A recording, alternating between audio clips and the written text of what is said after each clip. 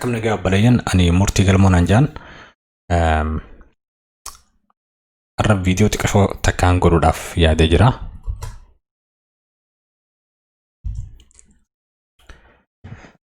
Sunis waa'ee jireenya biyyaa, jireenya baqattummaadha, akkasuma jireenya biyya sadaffaadha biyya maayyiiti laallata. Haga tokko nama keenyaaf laaffisuudhaaf ajjaxaniin viidiyoo sana godhaa jiru osoo biyyarraa hin baane waan itti yaaduu qabdu jechuudha. Hoggaa biyyarraa baate waa hedduu keessa dabarta. Fakkeenyaaf hoggaa biyya lammaffaadhaa dhayxee dhimma baqattummaadhaa bikkatti himattu san UN kaampii dhayxe jechuudha. Bikki tun amma fakkeenyaaf bikki footorri jirtuun bikka kaampii baqattootaati. Bikki tun bikka namni hanga carraa isaa inni itti eeggatu keessatti dabarsu jechuudha. Waggaa namni keenya hedduun bikka tanatti waggaa 5, 6, 7 hanga 10 illee dabarsanii jira jechuudha. Umurii namaas tanallee yaadatuun barbaachisaadha. Asitti eeggatan jechuudha haga carraan isaanii dhufuufi. Namni hedduun maal godhan footoo biraa taktanii si agarsiisuu barbaadutu jira. Namni hedduun hoggaa carraan kun mijaa'uu fi dhabee UN biratti wanni isaan himatan fudhatamuu baatte wanni isaan godhan bishaanitti darbaniiti lubbuu isaanii du'aaf saaxilanii bishaan irraan dabran jechuudha. Biyyatti deebi'uuf if duuba deebi'uun hoggaa ittiin tolle takkaa hoo haalli hin mijeessineef. Kana jechuun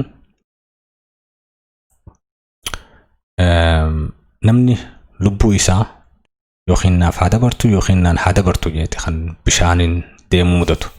Akkuma agartan asirratti nama hedduutu bishaan keessatti kufee jira. Irra hedduun keessattuu warra daakuu hin beekne ta'uu mala. Yoo daakuu beektellee yeroo dheertuudhaaf daakuu hin dandeessu jechuudha. Irra hedduun nama achirra jirullee fuudhanii achirratti wal deebisuudhaaf dooniillee akkuma agartan hedduu xiqqoodha. Riskii guddoodha jechuudha. Wanti waan du'aaf hedduu nama saaxile jechuudha. Ammoo garuu yoo rakkatu taate yoo manni sirratti gubataa jiraate haga duuti si dhuftu mana gubataa jiru keessa taa'ee namni siin jiru hin jiru. Sossoyitii lubbuutee baraariidha malee. Yoo biyya tee keessa jiraatu hin dandeenye deemtee carraa ilaallatuudhaaf dirqamte jechuudha.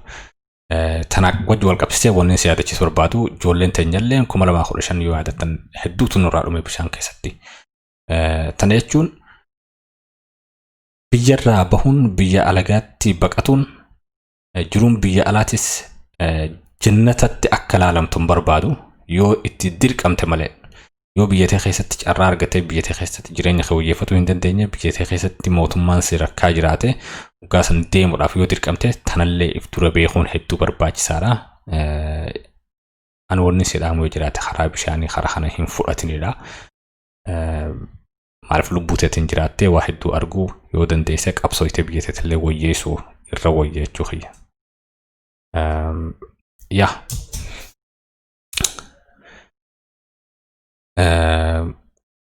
Hoggaa biyya faranjii dhuftes biyya alaa hoggaa dhuftes jireenya kee awutomaatikatti hin wayyaa'u. Tana mataa keessaa qabaatu qabda. Waa hedduu keessa dabarta akkuma qabdu. Ammallee yeroo hedduutu sirraa gubata. Yeroo hedduun sirraa gubatuun mala tana mataa keessaa qabaatu qabda. Hoggaa dheexee ammas bakka UN itti himattee wanni ati himattan fudhatamuu fi fudhatamuu dhabuullee mala. Sammuu teetis qopheessuu qabda jechuudha.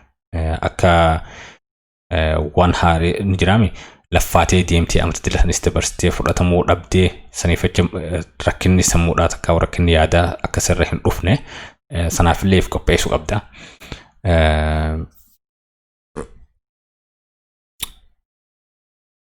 Hogga osoo biyyarraa hin baane ammoo information barbaachisu barbaadi. Carraan akkamii yoon akkanatti deemee akkamitti na baasa haramiin deemaa tana fuula duraan gaafadhu. Biyyi teenya silaa nageenyi hin jiru. Waan nama mudataas hin beekanii saniifacha if dura waan deemaa jiru quba qabaatuun namaas quba qabaatuun namaas gaggaafatuun hedduu barbaachisaadha. Jireenya kee hedduu si laafte jechuun waan si mudatu rakkoo si mudatu irraa hedduu si baraaruu dandeessi.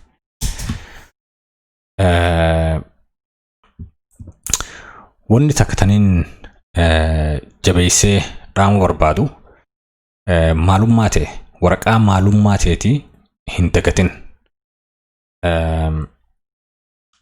Akkasumatti waggaa ala baatillee eenyummaa ta'e eenyu akka turte sanuma himadhu yoo rakkinni jabaan akka jijjiirtu si godhu hin jiraatin jechuudha. Tan himatu maaliif gaariidha? Yoo waan wahuma ta'e san wahuma sirratti ta'e eenyummaa ta'e wajjin namummaa ta'e umrii ta'e osoo hin jijjiirin yoo himatte barnoota kee qabdullee waggaa biyya biraa dhuftellee bu'aa irraa argatta. Yoo hojii hojjetaa jiraatte yoo fakkeenyaaf injiinarummaa baratte jaarmee irratti waa jaaruu irratti muuxannoo addaa qabaatte takka muuxannoo biraa addaa yoo qabaatte muuxannoo san biyya biraa hoggaa dhuftellee si fayyada jechuudha. Muuxannoo san hedduu si gargaara. Saniif jecha jiruu ta'e akka guutuutti darbuu hin taane akka itti fayyadamtu waraqaa si barbaachisu agarsiisuu danda'uudhaaf umrii ta'e dhugaa waraqaa ta'e maalummaadhaa waraqaa maalummaa ta'e biyyaa eenyu akka taate si ibsitu if wajji qabaatuun kee hedduu barbaachisaadhaan sin ja'a. Ammallee waraqaa ta'e barnoota ragaa siif baatu si agarsiiftu akkaataan nama baratee ture taate akka nama hojjetee ture hojii muuxannoo qabu taate if wajji qabaatuun hedduu si gargaara biyya tanatti. Maaliif akka ta'e ittiin deebi'a. Akkuma beektu hoggaa deemtee biyya biraatti fudhatamtee biyya haaree hoggaa dheete wanni hedduun siif haaree ta'uu mala. Keessattuu biyyoota Awurooppaadhaa biyya kamirratti jiru biyya Iswiidhan tana ummata afaan tokko aadaa takka saba tokko sirna haariyaa heera addaa heera mataa isaanii qabdu waan taateef jecha wanni hedduun sitti jijjiiramti. Norwees akkasuma Finlaandis akkasuma Jarmaniis Faransaanis afaan mataa isaanii aadaa mataa isaanii sirnaa fi heera mataa isaanii qaban jechuudha. Waggaa biyya tana keessa dhuftee dalagattee if dandeessa jiraatu danda'uudhaaf afaan isaanii baruu qabda. Afaan isaanii aadaa isaanii heeraa fi seera isaanii haariyaa baruu qabda jechuudha. Kana godhuudhaaf ammoo waggaa lama siif kennan. Waggaa lama afaan keessatti baratu afaan isaanii keessatti baratu jiru haaree jalqabuudhaaf carraa siif kennan jechuudha. Biyyoonni hedduun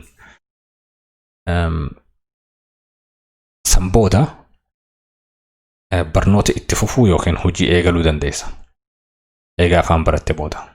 Afaan baratuun siistemni biyya tanaa akkam akka ta'e biyyi akkamitti biyya tana keessa jiraatuun akkamitti akka ta'u waan si gargaaru information san ifiteetiif achi booda barbaaduu dandeessa jechuudha. Afaan hin beekne immoo nama gaafataa oolte jechuudha. Saniif jecha afaan yeroo waggaa carraa argatte carraa san fayyadamuun hedduu barbaachisaadha jechuudha. Keessattuu biyya afaan isaanii qabdu afaan Ingiliffaadhaa akka afaan duraatti hin fayyadamne keessatti jechuudha.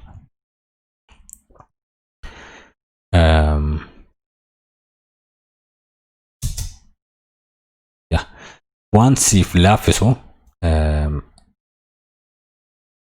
barnoota takkaa hoo hojii bikkatti dhaabdarraa itti fuudhaaf takkaa yeroo gabaabdutti karaa laafaan atitti deebuu dandeessu amma dila dhabde kana irratti kasiif hin dabalamne jechuun as dhuftee haareetti jiru haaree eegaluudhaaf afaan haareetti barattee achi booda barnootatti gad deebitee baraturra akkasiif laaffatu karaan laafaan waraqaa ragaa tabiyyaa yookiin sartifikeeta ittiin barata takka ittiin hojjetaa turte ergisiisuudha.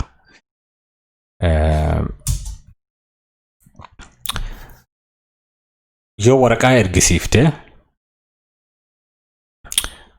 haareetti amata hedduu sartifikeeta fakkeenyaaf amma high school barattee jiraatte sartifikeeta high school baasisuudhaaf haareetti barnoota asitti eegaluun qabdu jechuudha. Barnoota high school amata sadeen high school asitti haareetti deemuuf hin dirqamte jechuudha. Waraqaa high school tabiyyaarraa fidattee jiraatte amata sadii guutuu siif qusatte jechuudha. Yoo san fiddatte barnoota san yoo koorsiin xiqqasho wal dhabdee jaarmayni barumsaa san koorsiin ati wanni kontantiin takkaa qabiyyeen barumsaa kan atiin qabaatte san kan atichitti baratte san yoo wal dhabe akka qoratamte takkaa hoo barnoonni keessan madaalame sartifikeeta biyya tanatti akka argattu godhuu dandeessa. Yookaan immoo waan hojjetaa turtee wajjinis wal qabsiiftee akka siistama asiitiif hojii biyya tanaa biyya haariyaa biyya teeta haariyaa biyya ammatti galte tana keessa laaftutti seenuu dandeessu akka hojii argattee biyyatee jiru tana keessatti yeroo gabdu keessatti biyya tana keessatti jiru haaree daddaftee eegaluu dandeessu waraqaan san akka gaariitti si gargaarta jechuudha waraqaan barnootaa ta hojiidhaa taate biyyarraa qabaatte tana jechuun jiruu ta'e ta biyyatti ijaarsa san guutuu guutuutti hin darbitu jechuudha haareetti hin eegaltu jechuudha haga tokko waan biraa dhabdee si gargaarti jechuudha biyya tanatti yoo waraqaa high school hin qabaanne hedduu jabaata yoo afaan biyya tanaa hin beeknes hojii argatuun hedduu jabaata irra hedduun namootuma barateetu waan biraa dhabee kan jedhamu qulqulleessuuf haa dalagus ni jiranii garuu itti dhagayama maaliifin umrii tiyya jijjiiree faaja yoo umrii tiyya jijjiirtee jiraatte jechuun gaafa himattu san yoo inni tugaa himattu san yoo takka hoo qaama migration qaama dhimma baqattummaadhaa tajaajilutti umri dongoraa yoo himatte haareet certificate biyyaa ittiin baratte ka ittiin hojjetteen fite yoo jette siifin hayyamamu umrii wal dhabdu fecha siin fudhatan jechuu sanifacha yeroo dheertuu ittiin baratte sun kasaaranii yeroo haga tokko osoo hojii hin arganne dabarsan jechuu maaliif waraqaa certificate high school hin qabdu takka afaan akka gaariitti akka dandeessu waraqaa sanin wanti agarsiiftu hin qabdu jechuudha. Hoggaa hojii dura barbaaddu CVT argita. CVT irratti waan ragaa ittiin qabaanne atileen guuttee hin argitu. Maaliif booda certificate si gaafata waan ta'eef. So namni sanin agarrammoo hojiidhaaf si yaamu. Waan san ragaadhaan CVT irratti yoo hin agarre namni hojiidhaaf illee si yaamu jechuudha. Ati saniifecha if qopheessu qabda jalqaba nama hedduutu nagaaftaa ture osoo kana beekee waraqaatii takka hoo carraa barumsa kiyya kaniin jiruuti yetaniin biyyatti irratti ijaare barumsaan hojiidhaan tan irratti ijaare darbee hin dhufu islaan akkasitti waraqaa san qabaadee dhufee asitti illee irratti dabalaatiin deemaa waan jedhu natti haasaa oolanii sanifachaan anilleen yeroo haga tokko siif qusatuudhaaf jecha akka atilleen tana hin kasaarre jalqabuma waraqaa maalummaadhaa tanuma sirriidhaa san qabadhu koottu takka bikkatti barbaachisu dhaqi yoo eegaas dhuftillee yoo waraqaa wannaa qabaatu baatte yoo waraqaa barumsaa if hojii fidattee dhufuu baatte asirraa illee fecchisuu dandeessa yoo biyyatti tolte eegaatti dhufte booda silaa wanni takka illee nu zalaalama akkasuma baddee hin teessu. Sambira dabree yoo waraqaa maalummaa qabaatte fakkeenyaaf karaa biraatiin biyya sana dhufuu argatte biyyoota adda addaa ama biyyoota Awurooppaa Noorwees ta'e asiis yoo dhufuu argatte waraqaa maalummaadhaa yoo qabaatte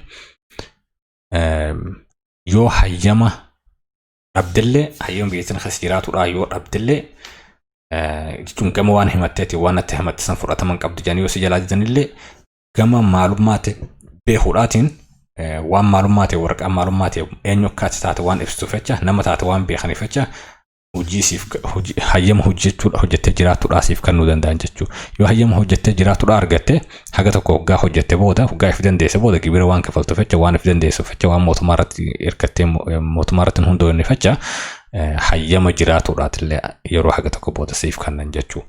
Saniif jecha yoo waraqaa maalummaadhaa qabattee biyyaa baate carraa lama qabde jechuudha. Saniif ammaaf sumratti dhaabaa galatoomaa taafteef ammoo carraa gaariidhaan siif hawwaa gama kiyyaan asumatti dhaabaa guyyaa gaariidhaan isiniif hawwa.